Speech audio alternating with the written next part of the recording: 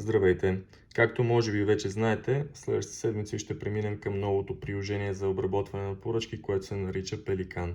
То ще замени настоящото такова Partner App, като на съответната дата и ден самото приложение ще се появи автоматично на вашето устройство или ще бъде инсталирано, като разбира се, ние предварително ще ви осигурим линк за изтегляне.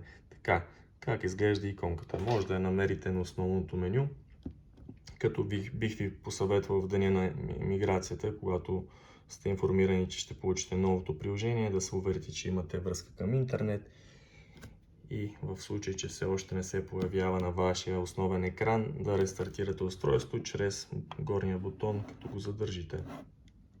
Само момент. Точно така натискаме Reboot. Окей, така, иконката изглежда по този начин. Натискаме на нея и тук трябва да въведем име и парола, които ще бъдат предоставени на вашия управител. Сега ще въведа паролата и ще разгледаме основните функции и менюто.